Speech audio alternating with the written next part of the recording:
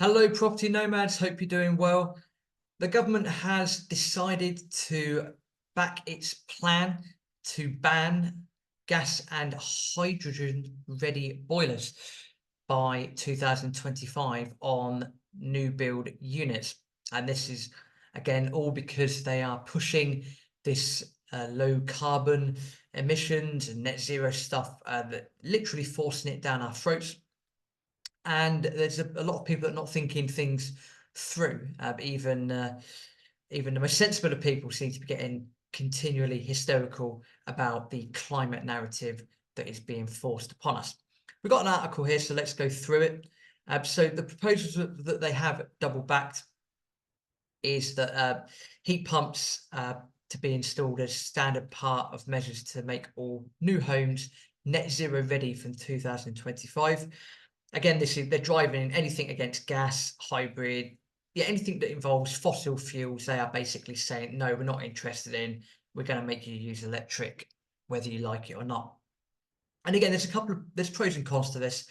First of all, when people have something rammed down their throats continuously, people will rise up and fight against it. That is likely to happen at some point.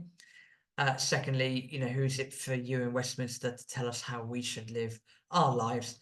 Thirdly, the electric grid really isn't up to scratch when it comes to being able to cope with this ridiculously increased demand. And fourthly, where's all your nuclear to make sure that the grid can work sufficiently?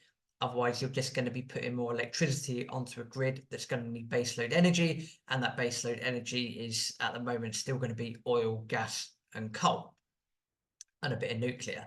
So it's an article where they want to be seen to be doing something and doing it for the benefit of the people. Maybe they're looking for votes for an election they won't win next year. I don't know. But it's funny to see the reaction of people to the article. So, for example, green groups, the article goes on to say that green groups claim that the government has allowed house builders to save billions of pounds by delaying the new standards that are expected to increase construction costs. Well, yes, if you're a house builder, chances are you're going to want to make things as cheap as possible. I mean, I don't advise from a property point of view buying new builds anyway, because even though the regulations are improving, people will still find a way to take a lot of shortcuts. So I wouldn't advise buying new builds anyway, not even to do as part of a buy-to-let portfolio or to even move into, to be honest.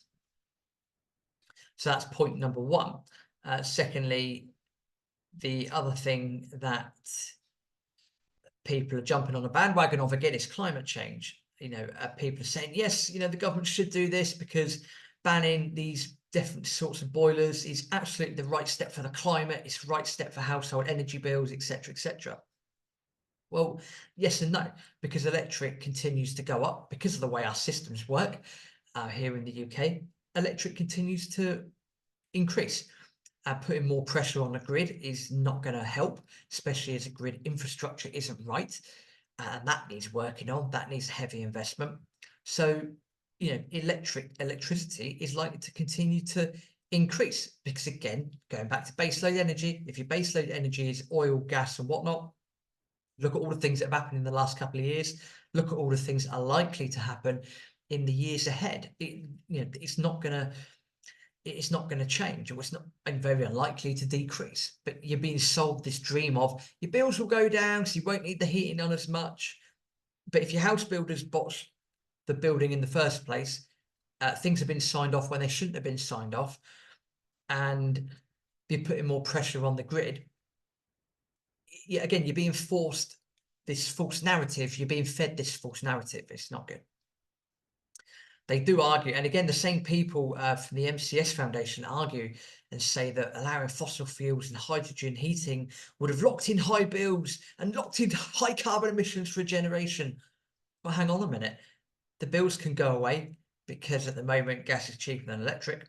So, hey ho, people want to have bills as cheap as possible. So that's number one. And number two, again, you're being force-fed this climate crisis narrative, and some people just won't care about having high carbon emissions for a generation. They don't really care. and let them be that. It's fine. That's no issue for me. It shouldn't be an issue for you either. It shouldn't be an issue for those people.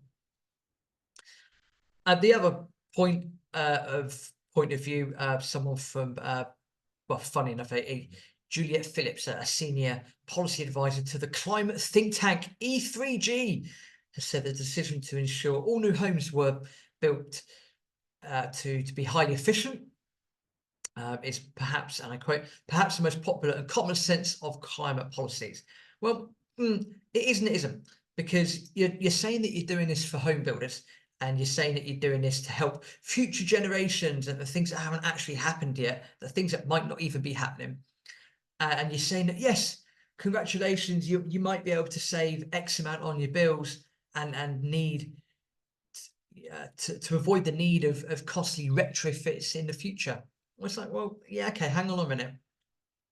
If you're saying here that you're forcing home builders to build homes in one way and you must have, heat pumps and this technology and that technology, well, and you're doing it in the fact that people may or may not be able to save on their energy bills moving forward, then what do you think is going to happen to the cost of construction? What do you think is going to happen to the end price of that home? So you might say to someone, great, you can save £10 a month on your electric because you've got this, you've built a new home. Oh, but by the way, you've got to pay £50,000 more for your home because all the construction costs have gone up. Unlucky. Are people really saving? I'll let you be the judge of that. I'm not sure people are really going to be saving there. But again, it's just another nonsensical approach that this climate change, climate crisis, hypocrisy is out there, and you're being force-fed this narrative, and it's being rammed down your throat whether you like it or not. And actually, when you start taking a step back, going, hang on a minute, what's happening here? This isn't really making a lot of sense. It's all a bit of a myth what's happening here, because are you really going to actually save on your bills? Chances are you probably won't, because of grid infrastructure and so forth and baseload energy. And well, is it worth trying to save £10 a month on your bill when you've just possibly invested or spent an extra £50,000 buying a house in the first place? Your rate of return there's not going to be very good, is it? And it's up to people like ourselves, although we're in property, it's up to people like ourselves to fight back against this narrative, because it is just nonsense, pure and utter nonsense. And that's why we're going to ask you a small favor to share this video, share this content, and subscribe to Property Nomads as well, because there's a lot of nonsense being fed, and we've got to stand up and put the truth on it, because at the moment you're not being fed the truth.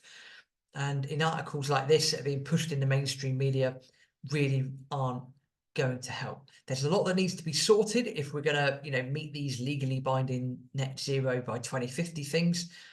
But force feeding people BS isn't going to be the way forward. So that's why we'll always continue to push back on this narrative. We hope you enjoyed the video. Please subscribe to Property Nomads on YouTube. And that would be absolutely fantastic. And see you in the next video.